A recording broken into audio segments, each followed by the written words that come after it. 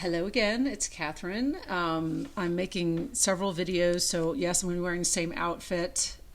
Yes, this is my favorite sweater, so anyway. um, I don't know why I'm worried about that, but whatever, I'll move on. Especially since today, one of the things that I'm talking about is divinity. And, one of the themes of the Reluctant Alchemists of my book is this idea that we all have magic within us. And in a way, that's really just another way of saying that we are all divine beings, right? That, if we are made in their image, in their image, whatever you want to call any greater power that might be out there. And in all honesty, we could also think of the greater power actually being all of us, right? That all of us together are the greater power. And the sooner that we own our own divinity and that we see that we are not only in the image of the all one, of the universe, of God, of Mother Nature, of the Great Mother, or whatever you want to call it, the Great Spirit, whatever you want to call it, that we're also in the image of each other as well. We're all one. We're all part of one body. We are all one. We are all part of the all one, right? So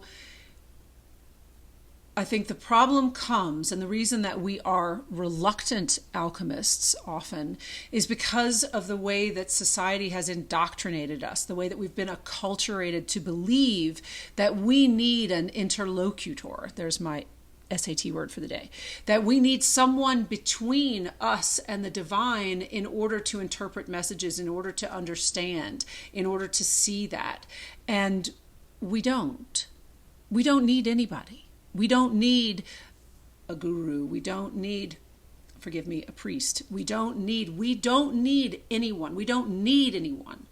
Those people can be helpful in terms of pointing us in the right direction. And they can be hurtful too. They can also take us away from the direction, because anybody that tries to tell you that you have to have somebody to explain these things to you, that you cannot innately understand your own divine nature, the love and the beauty within you, the joy that's within you, anybody that makes you believe that you can't find that, that's somebody who wants to have control over you. That's somebody who wants to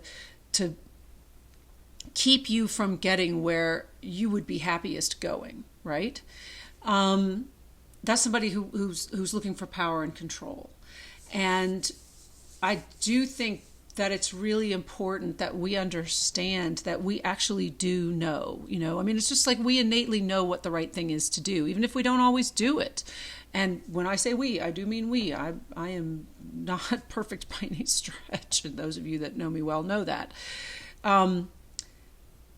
But taking the time to actually access the power that we have within us, to access the beauty, to access the divinity that we have within us is incredibly important. And it's incredibly important right now in particular, because there is so much going on.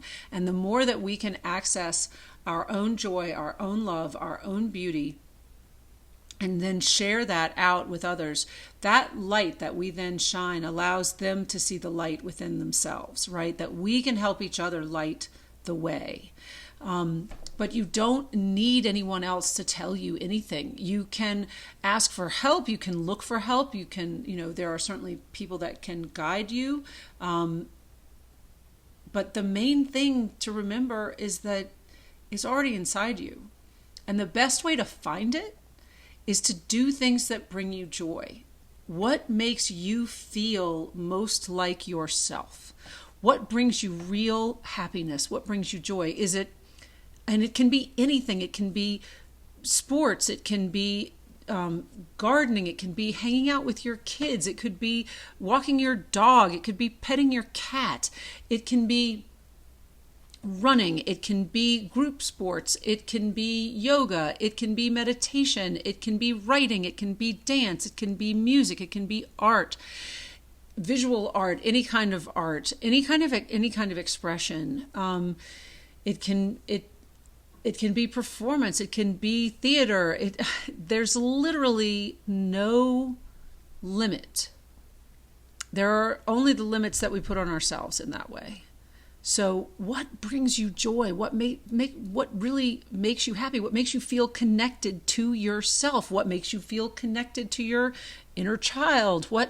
That's the thing. That's the way forward. That's the way to figure out your essential nature. That's the way to rediscover your essential nature, is to hold on to those things that you love and the things that bring you joy, the things that you love to do in particular.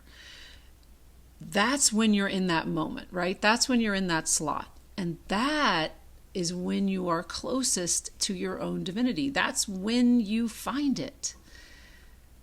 So for me, a lot of times that's writing, but I also, walking my dog is another time, being with my family is another, being with someone that I love.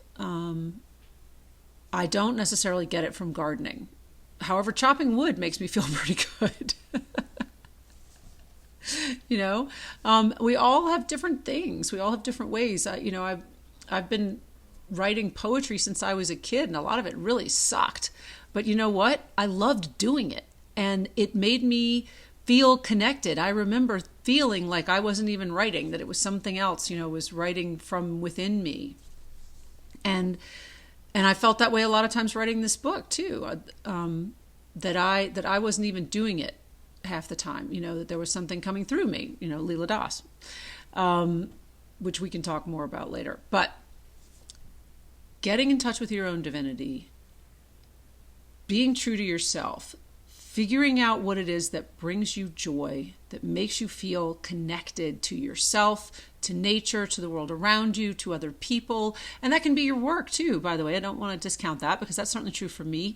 Working with my clients, gosh, that brings me so much joy, and I really do feel so connected when I am working with my clients. I adore the work that I do, and it does bring me great joy.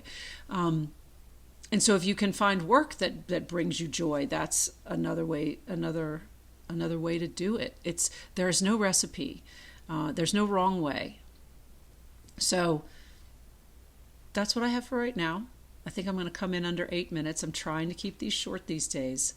I know there's a lot going on. So best of luck, big love, and I'll be seeing you soon. And feel free to check me out on leeladas.com, and also my YouTube channel, Catherine Abbott Jones, which may be switching to the Reluctant Alchemist. I'm a little bit schizophrenic about that, trying to figure out what to do with that.